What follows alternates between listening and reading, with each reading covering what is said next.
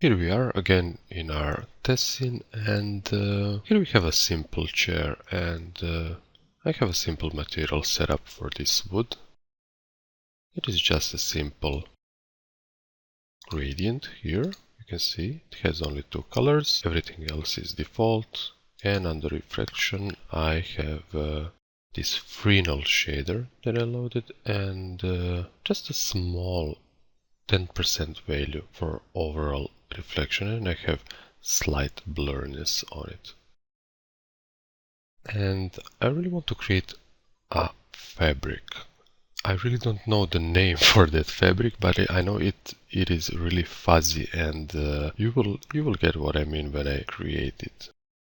And along that I will show you how to solve a problem and utilize blur code. So let's create a new material, and we will call it fabric in the lack of the real name, and I will drop it on this pillow and control drag it on this back pillow. Let's check the projection type. It can be cubic. This is cubic in form, both of these guys. So let's set cubic here. We don't want tiling, and let's right click and do a fit to object command just to make sure everything fits nicely around those two objects. Now let's do a test render, and you will see that we actually have this wood shader. So if your material looks nice after maybe one or two small interventions, there is absolutely no need to change it or add some more features if you are really satisfied with it. So load here under color channel texture. And the texture is an image. I downloaded it somewhere from the internet. It has a gazillion textures for download, literally. And Cinema asked me, do I want to copy that image to the C4D file location or to leave it where I found it? So now maybe I will copy it just to have everything in one folder. So yes. Now you can see how that cubic projection works really nicely, and here you can see the power of real textures. Nothing can beat real texture.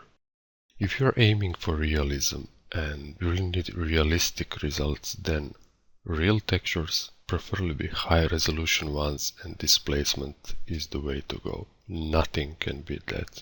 And also this is a good opportunity to show you something. Let's copy this texture and activate the displacement channel here. We will paste it.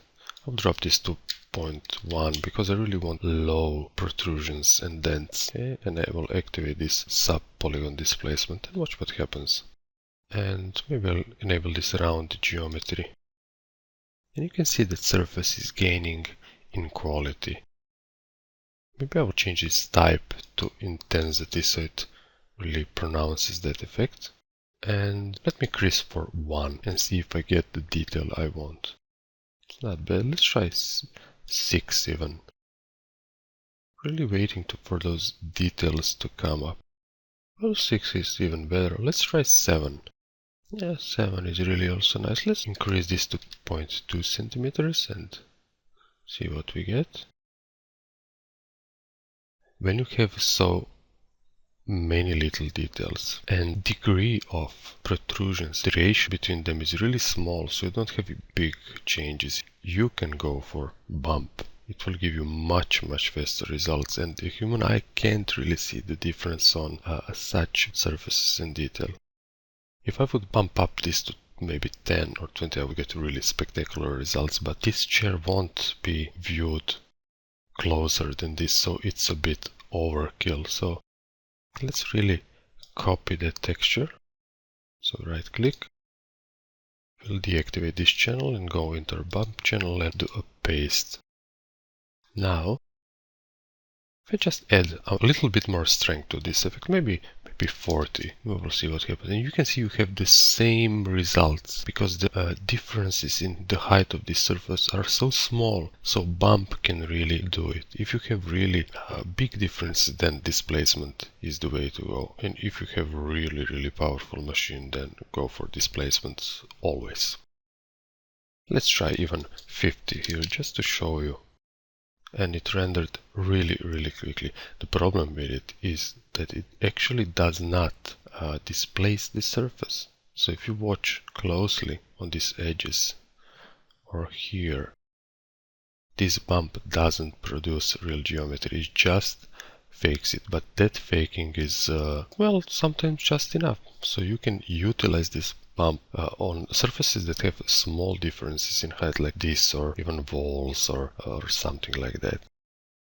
So if you back away with your camera, you can get really nice results, and you can see the power of textures. You don't have to enable any other channels just to get really good results. It simply does it by itself.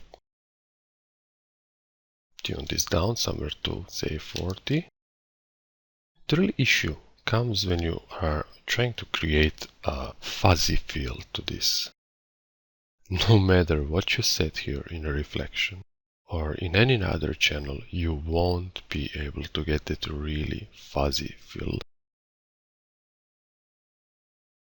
The only way you could pull it off is to create something similar to clear coat, and that similar is blur coat. So let's firstly copy our pillow, and we will rename it blur coat. Okay, that's it. And I will disable this preview render just for now.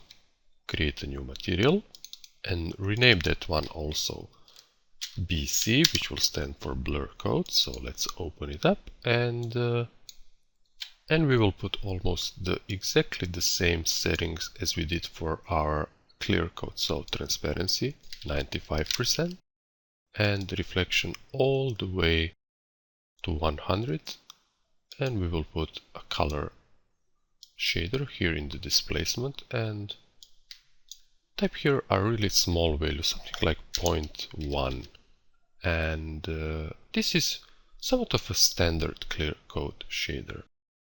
The only difference is in this blurriness value, and we will pump this up to 100% just to get a really pronounced effect so you can really see what this does. And we will apply that material to our blur coat, replace the existing one, and let's do a test render and see what we have.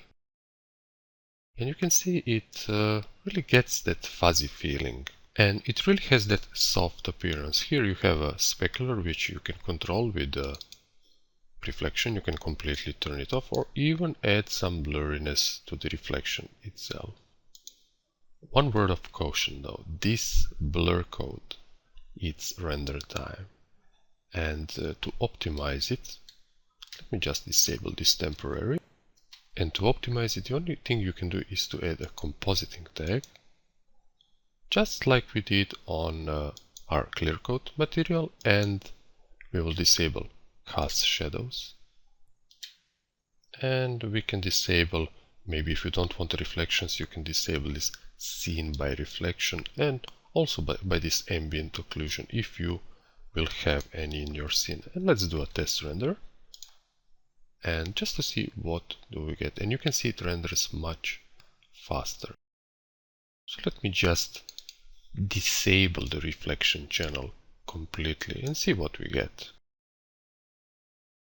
Yeah, something like this could work really nice, and it really is nice. It has that fuzzy fabric feeling to it. And that's it. That's our blur coat.